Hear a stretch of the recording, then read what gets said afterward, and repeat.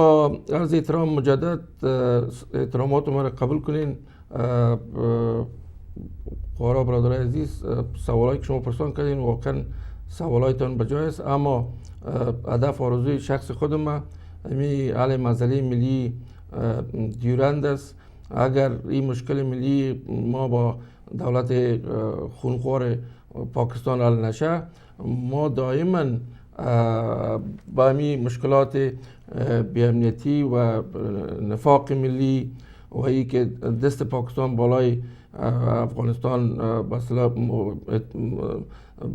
کار کنه بالای افغانستان و در قسمت اتفاق ملی در موضوعات اقتصادی نمانه که اقتصاد ما رشد کنه. شما فکر کنین که اگر پاکستان همسایه ما نمی بود و بعد از بین رفتن دکتر نجیب که ما 2,500 تانک داشتیم، 500 طیاره داشتیم و راکتای بالستیک داشتیم و ما 5 لک لاریای نظامی داشتیم و 2,40,000 عسکر منظم داشتیم جنگ دیده به اصطلاح. و ای که دولت نواز شریف چطور تانست که اردوی ما را بالکل از بین ببره و مردم افغانستان یا لیدرهای مجاهد در اون زمان مثلا آماده از این نبودن که اگر روسا از افغانستان مبرایه ما چی کنیم در افغانستان، و دست پاکستان بالای افغانستان دراز بود و کار کرد و تا تانست افغانستان از بین برد. و این فضل و مرحمت خداوند شد که این قوای ناتو فعلا آمد و امریکا افغانستان فعلا دوباره به حیث یک واحد سیاسی در جهان عرض اندام کرد. ما کوشش کردیم که در انتخابات ریاست جمهوری سهم بگیریم، چرا هدف ما بوده. ما در انتخابات گذشته ما رفتیم داخل خود افغانستان، ما کوشش کردیم زعمای ملی را پیدا کنیم که بتونه درد مردم افغانستان دوا کنه و در این حال این کار ما امیال میکنیم. زعیمی که بتونه مشکل ملی افغانستان حل کنه و ما تشخیص کردیم و قراری که شما شنیدین ما پلانای دکتر صاحب اشرف غنی را یعنی پلانایی است که میتونه مسئله ملی مردم افغانستان حل کنه و به این موضوع مردم افغانستان هم توجه کردن. سوال دومی است که چطور ما بتونیم صلح را بیاریم. شما میفهمید کمیسیون صلح آقای کرزی ناکام بود، اونا چیزی کردن نتونستن.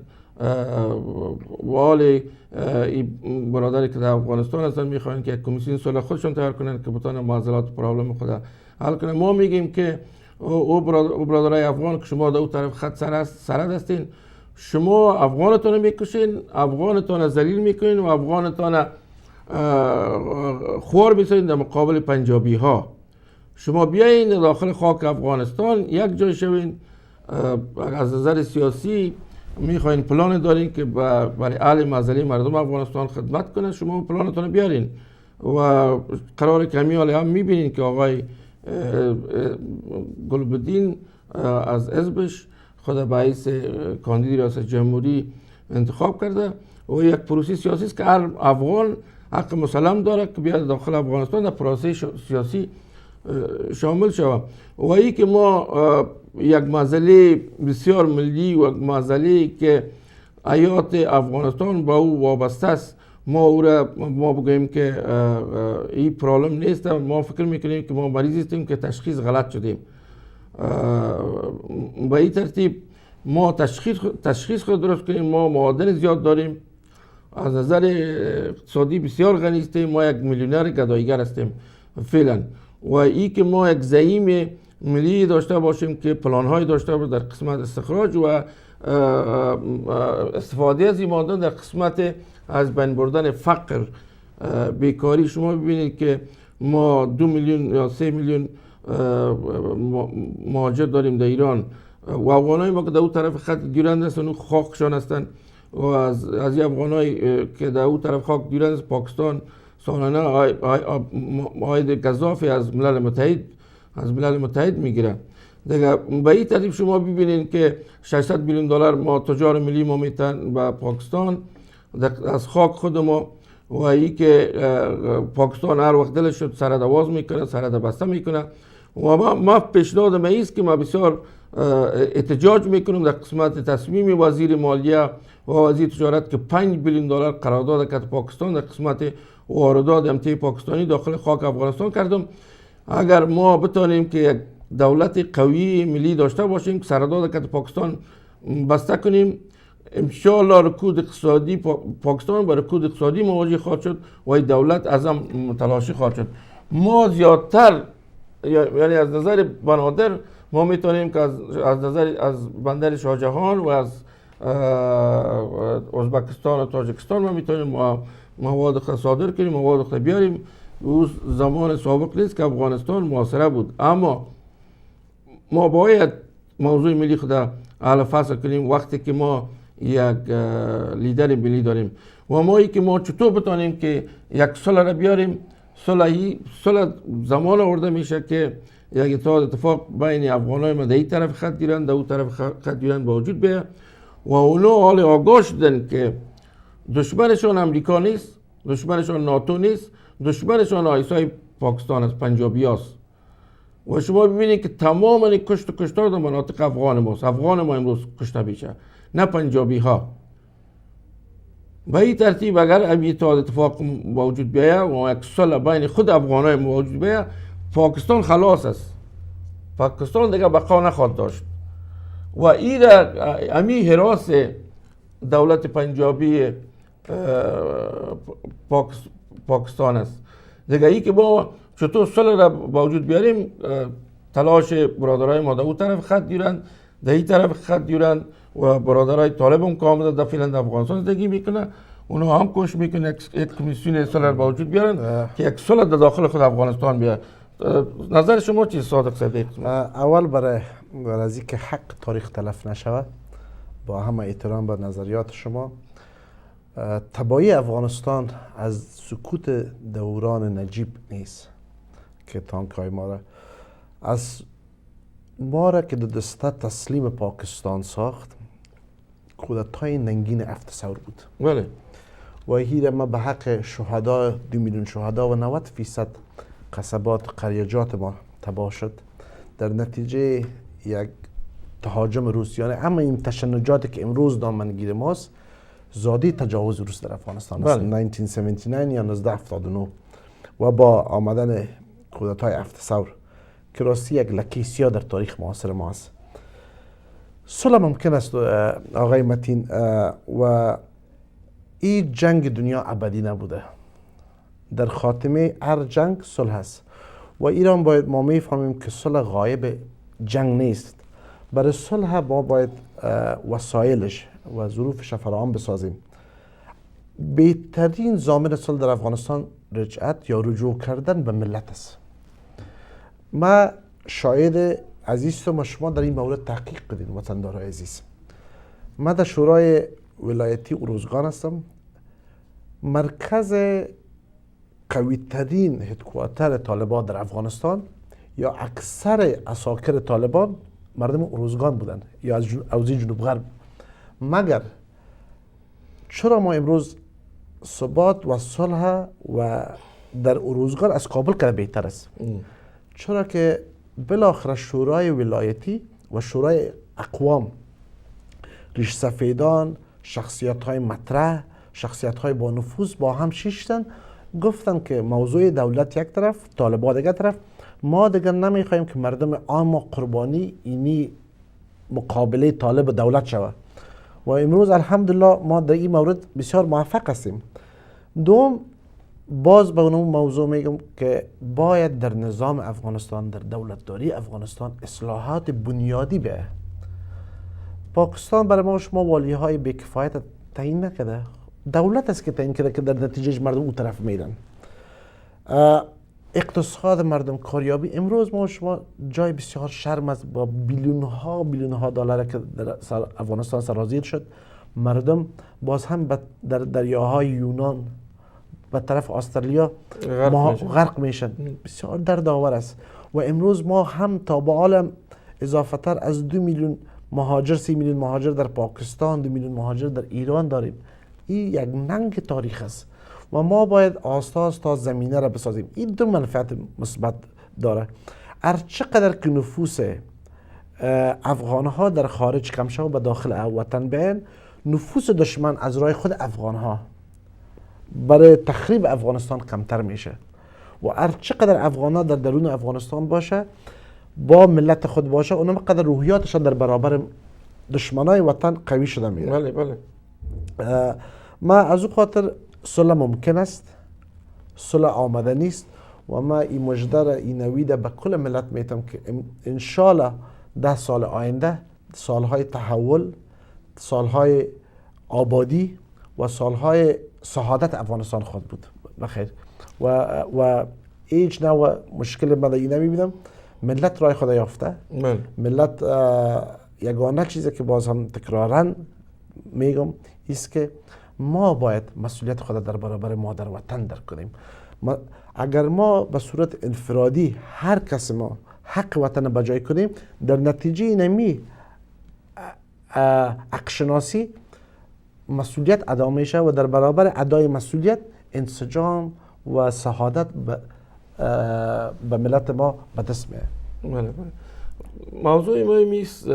صادق صاحب، شما خبر دارین که وقتی که در جریان جنگ سرد امریکا رول افغانستان بسیار مهم دانست و به اصطلاح واکدار پاکستان انتخاب کرد که به اصطلاح امپراتوری روسا را از هم بتلاشه، از بین ببره، او خو یک واقعیت تاریخی است.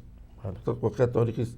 اما ای که چطور ما اردوی منظم داشتیم و قتل‌ها از بین برده شد، رول مستقیم دولت پاکستان است و امی که جرگه که مجاهدین به اصطلاح در اون جرگه پاکستان نمایندگی از مجاهدین میکردن، اونا فهمیدن که به چی اندازه رول شیطانت مثلا پاکستان بازی کرد و پاکستان به هیچ وجه نمیگذاره که در افغانستان آرامی بیاید و ای که ما چطور بتانیم او افغانای ما که در او طرف خط یورند است مثلا با اونا تفهیم کنیم که برادر، مفاد تو کت پنجابی نیست، مفاد تو کت افغانت است. شما ببینید که پنجابی، دولت پنجابی چی یک پالیسی استفاده کرد بالای افغانای ما. موضوعات دینی را گرفت، موضوعات نشنالیتی به اصطلاح افتخار ملی را از پیششان به اصطلاح از پیششان دزدی کرد. اگر در اون مناطق افغان ما موضوعات افتخار ملی می بود، پاکستان به این اندازه بقای خود به اصطلاح نگاه کرده نمیتونست. اما ارزیست که شرایط قسم آمد باشه ما براتون خلاص کنیم. به این ترتیب مردم افغانستان و افغان منافع خود در نظر بگیره و منافع خود به طور دست جمعی یعنی به دست خود بگیره و مشکلات از بین بره که مشکلات ما دولت پنجابی پاکستان است. و شما همین عملات فعلی، همین انسجام عملاتی که بالای عساکر اردوی ملی ما کرد و 21 عسکرمون از بین برد، شما فکر کنین اگر ما مشکل ملی که پاکستان نمی داشتیم، چرا این در سرحد ایران واقع نشد عساکر ما؟ چرا در سرحد ازبکستان واقع نشد؟ سرحد چین ما چطور واقع نشد؟ خب دشمن قسم خوردی ما آیسای پاکستان است، دولت نظامی پاکستان است.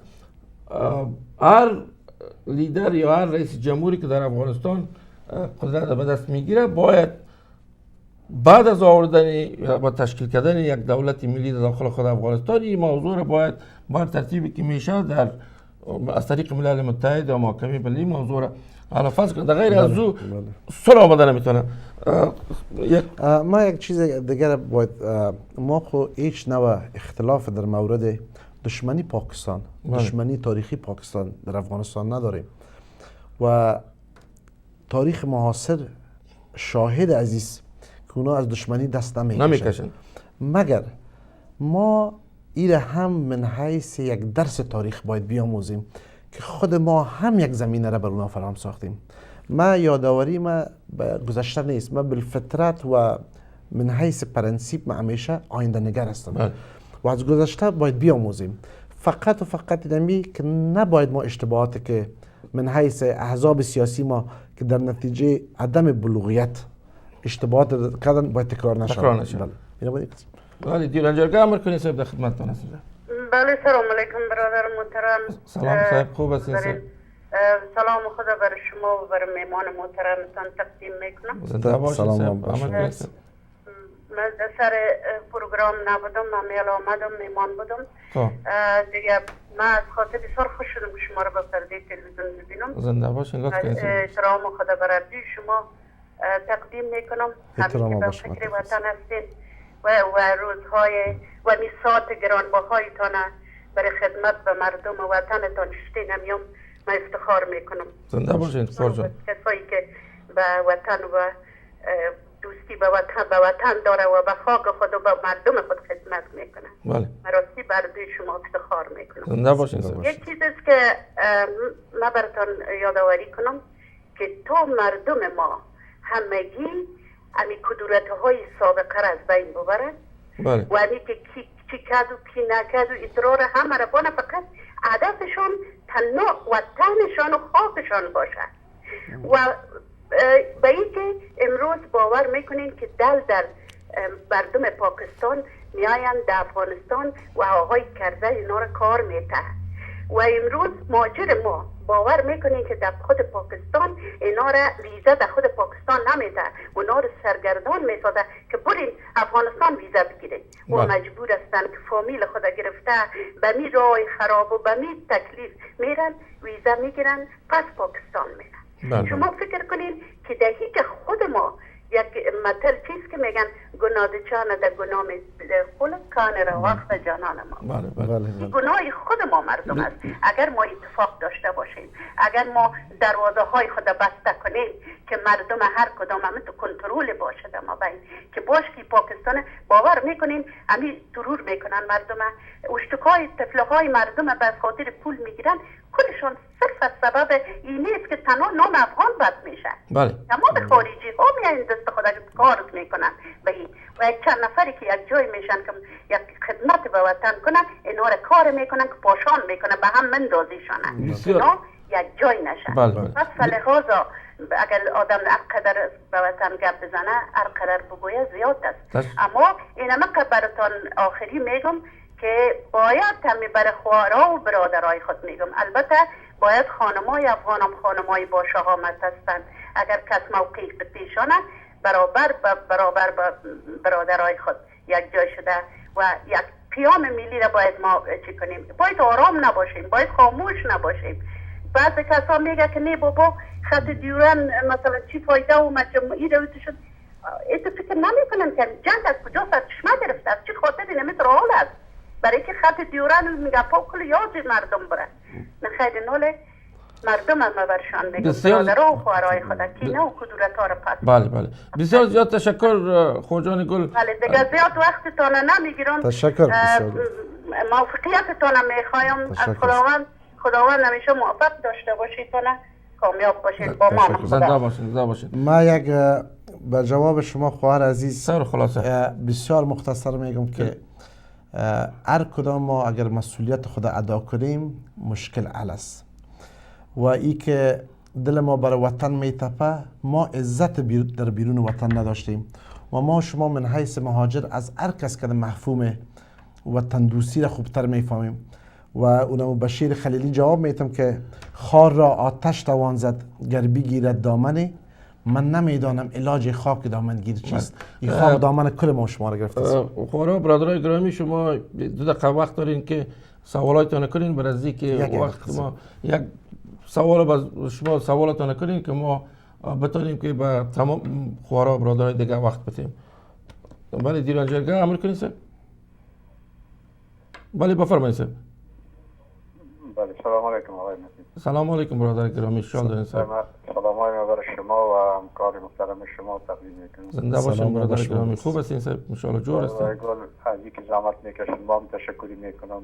افغان ما دیگه هستن اما چیزایی که ما دیدیم تجربه کردیم از وقت زرشاه تا به امروز یک رهبر افغانستان به افغانستان کار نکرد و پیش از اینکه رهبر شود لاف و پتاق بسیار است، گفتگو بسیار است، سوگندها بسیار است. وقتی که سر چوکی شیش بازو را فراموش میکنن. شما ببینید کمونیست‌ها چقدر چیر میزدن، چقدر چیر، اخوانی‌ها چقدر چیر میزدن، اما وقتی که روی کار شدن کسی پاکستانی شد، کسی روسی شد، کسی اجنبی شد. حال سرکی اعتبار باشه، اعتماد سرکی باشه. اینی اعتماد اول پیدا کنین که سرکی اعتماد کنیم. اگر مثال میگم خدا نخواسته خدا اگر می رهبری شما بگیرید شما چی خواهد کردید؟ بله. باز این حال شاید کنید شما برای گراغه شرزه که والی نگار بود و کلدار در اونجا میچرید. وقتی که یک نفر از آزادی استقلال افغانستان استفاده میکنه و در اونجا کلدار میچرید، کلدار پاکستانی، او چطور امروز خدمت به افغانستان کرده میتونه رهبری؟ اونمو افغان هست که گاهی بوتاش پیش روش میمانه، گاهی ددان شاو میته، گاهی ددانش نام میته، او از پولش میگیره، او سویش میبره. همین رقم دوستم دیگه، همین رقم دیگه تبی چیزی که انتخاب اینال اعتماد ما شما باید پیدا کنیم، سرکی اعتماد کنیم. اینمیال ما صحیح، ما احترام دارم برای شما. من میگم اگر شما هم در چوکی بیشین شاید همون چیز باشه. اینم جوابتون میتونم اجازهتون میره. شما این فکر کنین که همین رفتن ما با لوگر، ما رفتیم در قریه لوگر رفتیم، ما که برادرها و خوارا گپ زدیم اونجا، شما دیدین که چند وقت بعدش کل با مقابل نوکرای آیسای قیام کردن. شما این موضوع در نظر بگیرین، کسی که عشق ملت داشته باشه در قلب، عشق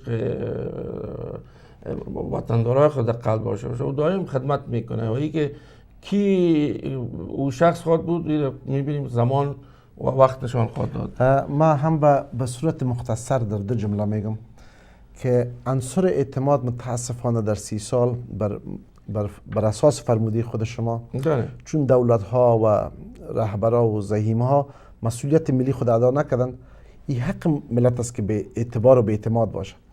مگر برادر محترم در به اعتباری و به اعتمادی با جز تبایی چیز دیگه به ارمغان نخواهد آورد. ما بالاخره من حیث یک ملت باید با هم نزدیک شویم، به یک تفاهم برسیم، یک صف بسازیم و یگانه چیزی که اعتماد و اعتبار باز بین ما خواهد آورد او پروژه های عملی است.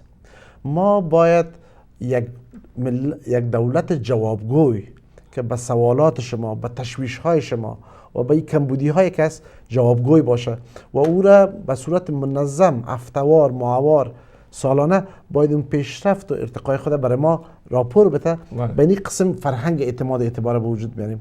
اعتماد آمده نیست، اعتماد آورده میتونیم مگر باید سر عنصر اعتماد، فرهنگ اعتماد من حیث افراد آگاه فرهنگ آمد کار کنم. برادر گل، یک موضوع دیگر هم با شما بگوییم که چندی دفعه ما رفتیم در انتخابات و ما کوشش کردیم که یک شخص مطلوب به اصطلاح پیدا کنیم که بتونه همین دردهای افغانستان حل کنه. این وظیفه تنها من نیست، وظیفه تمام افغانای ماست که در این قسمت توجه کنن و همون شخصی که برای افغانستان خدمت کنه و مشکلات افغانستان حل فصل کنه، و همون شخص باید ما رای خود بتیم و ما با او اعتماد کنیم و ببینیم که در جریان زمان چطور همین شخص اعتماد ما را کمایی خواهد کرد یا نکرد. دیران جرگه صدیق متین در خدمتتان است، امر کنید صاحب. سلام علیکم متین صاحب. سلام علیکم، چه حال دارین صاحب؟ خوب هستین؟ خوش سلامتون به همه شنونده و بیننده. خوش شدیم که آوازتون شنیدیم صاحب، امر کنید صاحب. اما کسی تا نفر پیش روان نکردیم مان پیش ما. خوب میگیریم، روان میکنیم. راجع به وحدت ملی ما تا اول ستمیای مملکت خود نزنیم، هیچ وقت پنجابی ها رو زدن نمیتونیم. اینا که از پشت ما رو بهم خنجر میزنه و هیچ وقت نمیخواه که 50 میلیون پشتون یک جای شوه و یک اکثریت چی کنه. اینا همیشه سنگ اندازی میکنه. تا ما مثل که در جنگ عرب و اسرائیل وقتی که فلسطین اشغال کردن، عربا کمک روان کردن، اما یک وقتی که مرمی از یا خلاص شد، مرمی بر از یا رسید که بارود نداشت. چقدر تلفاتی داد. همون جمال ناصر و دیگر اینا اتفاق کرد که ما بریم اسرائیلی هایی که در خود پایتختای ما سمیار از بین بریم. آمدن کودتا کرد، قدرت گرفته. بله. ما در داخل خود کمی ستمیا و یار از بین نبریم و هیچ وقت نمیخواه که پشتنا یکی شوه او طرف سر دیده اولی را از بین بریم. با رجوع با پنجابی را برده میتونیم. بله. با اجازه این متین بسیار تشکر. خوش شدیم که آوازتون شنیدیم. سب کپتان بخی سیس همین موضوع رو ما پیشتر پیشنهاد کردیم. باید افغانای ما این طرف سرحد، اون طرف خط دیرن، اون طرف خط دیرن اتفاق کنن. شما ببینید که در اون طرف هم افغان میبره، در این طرف هم افغان میبره. افغان از بین میبره. پنجابی در بالا شده مفاد خود میبره. دوست عزیز، پیش از اینکه به سوال دیگه بریم، یک موضوع بسیار اساس و اساسیت برانگیز است.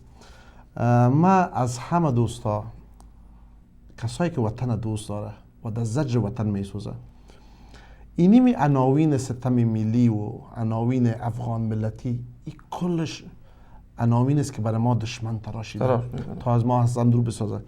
من من حیث یک کسی که در ولایت افغانستان رفتیم و من در افغانستان فعلا زندگی میکنم، ملت یک پارچه و یک دست است. چند نفره که به نام تفرقه طلب یا تفوق طلب فاشیست و هر قومی که باشه، او به عین اندازه دشمن ماست که پنجابی است. او به عین اندازه دشمن ماست که یک کس دیگه چشم اشغال دی خاک داشته باشه. دوست گرامی، امروز شما دیدین که در پهلوی هر برادری که در سرحدات افغانستان کشته میشه، امروز دایه برحق دیورنده از شمال افغانستان گرفته تا جنوب و بین کل اقوام، از حمایت و پشتیبانی کل اقوام افغانستان برخوردار است. و ما با احترام به نظریاتتان، نظر ما که بر مبنای یک تحقیق علمی که اکادمی علوم افغانستان رو ثبت کرده و رسالهش میبره، به اطمینان مطلق براتون میگم که 99.99% افغانستان دیگه از این تفرقه قومی بیزار هستن، بسوتو آمدن و یک افغانستان واحد قوی میخواین و کلگی افغانستان بزرگ میخواین. بله صاحب امر کنین صاحب. بله صاحب امر کنین. بله صاحب امر کنین. بله سلام علیکم صدیق صاحب. السلام برادر گرامی، من صاحب امر کنین صاحب. سلام با برادر عطاالله. سلام علیکم صدیق صاحب. متین، شما بسیار تعرضات خوب تحلیل میکنین و برادر محترم هم که از افغانستان آمده، باور کنین مرا سرپرایز میکنه موضوعات اقتصادی را میگه. ما هم یکم اقتصاد خواندیم تا ماستر دیگری، زیاد نخواندیم. ما که تا جایی که میبینم ای کاندیدای ریاستی، ما یک چیز کشف کردیم. در کشف نه، یعنی در فکرم بسیار میگرده ایست که افغان ها بسیار تاپیگر هستند. اول اقتصاد بازار ای را خواندن که قیمت مارکت فورس تعیین میکنه. مارکت فورس دیماند سپلای است. اگر در پرفکت کمپیتیشن مارکت ای قانون تطبیق میشه، اونمو که باز پرفکت کمپیتیشن مارکت چی است، اویشه باز نخواندن. فقط میگن که پرایس تعیین میکنه و ما مداخله نمیکنیم در اقتصاد بازار. این گپ غلط. دوم دیگه ایست که هر کسی میای از کاندیدای ما مشخصا نمیگم، هر کس میای برنامه اقتصادی خود میگه او بیست آن فانتزیز که اگه اقتصادان و غیر اقتصادان یک افغانستان جنتی میخواه که تو باشه و تو باشه، تجارت های ما در امریکا، این فانتزی بیست است و تو چطور در پرکتیکل پرتید هیچ کس برای ما تاله نگفته. من کمی اقتصاد میفهمم، دکتر صاحب اشرف غنی اقتصاد نمیفهمه. اگر میفهمه چرا در طول اقدیر که بود رفت تو ولایت ها را تقسیم کرد و به اردوی ملی داد، در اقتصاد هیچ کار نمی گرفت. درست؟ این را باید تو او عملیش میگم برادر، من اقتصاددان هستم، اینه تو میشه شما تمام شرایط اقتصاد آزاد یا بازاره این را بفهمین. و دیگه ای که در همیشه ما از اتحاد ملی و این مردم باید اتحاد کنه گپ میزنیم. بیبی در فیزیک دمی از زنبور اصل تا کوین نباشه هیچ زنبور اصل خانه زنبورا نمیاد دورش جمع نمیشه. در فیزیک تا مغناطیس یا مگنتیک فیلد نباشه حتی گازات فرار میکنه، سنگ تا فرار میکنه میره به طرف پارچه میشه. این که ملت هر روز صدا کنه بیای متحد او تو نمیشه تا زمانی که یک مگنتیک فیلد پیدا نشه که من دی کاندیدان نمیبینم و حرفایشان راست نیست. مثلا به طور مثال دکتر عبدالله با پول ملت دوزی میکنه میای از اقتصاد گرد میزنه. دکتر صاحب اشرف غنی دوستو در پولی خود نره کل افغانستان دوزی کرده از اقتصاد گرد میزنه. برادر دروغ بسیار زیاد است. تشکر. باید مملکت مردم باید تحلیل کنن. تشکر از شما. تشکر. زنده باشید. دوست عزیز به طور خلاصه که وقت کم مونده بینمی اکتفا میکنم که اول پیشنهاد دکتر صاحب اقتصاد آزاد نیست بلکه اقتصاد مختلط است. و شما من حیث اقتصاددان که ماستری دارین اقتصاد مختلط در جهان هم مطالعه شاید کرده باشین، مدل هایشان هم براتان روشن باشه که من تنها برای تحقیق بیشترتان پیشنهاد من ایست که شما به اقتصاد مختلط مالزیا رجوع کنین که یکی از مدل های موفق در جهان اسلام است و دوم زمینه سازی برای بازار و مارکت افغانستان. شما کسایی که اجرت در روسیه و در ممالک همسایه و خلیج کرده امروز ممالک همسایه ما منفعت بزرگ از نام میبردارن. این به طور یک نمونه براتون میگم چرا که تلفن ها پر است، یک بحث طویل است و تفصیلش نمیریم مگر برداشتتان راجع به فکر دکتر صاحب درست نیست. و در این حال برادر گرامی احترامات رو قبول کنین. شما میفهمین که همی افغانی ما پول افغانی ما که فعلا مقابل پول پاکستان تقریبا 1000 کلدار افغانی برابر 1000 کلدار پاکستانی معادل به 540 افغانی ماست. در این قسمت آقای اشرف غنی فعال بودن و در این حال آقای اشرف غنی ما شما باید تحقیقات بکنیم. آقای اشرف غنی تنها موظف شده بودن که انتقال قدرت از ناتو به اساکر افغانستان در نظر بگیرن و این کار رو که دکتر صاحب اشرف غنی کردن اینا به اصطلاح رضاکار بودن و خودشون مستقیم یعنی از توسط دولت افغانستان از نظر پیشبرد پلان‌های اقتصادی یا موظف نبودن، تنها می کار ما داشتن.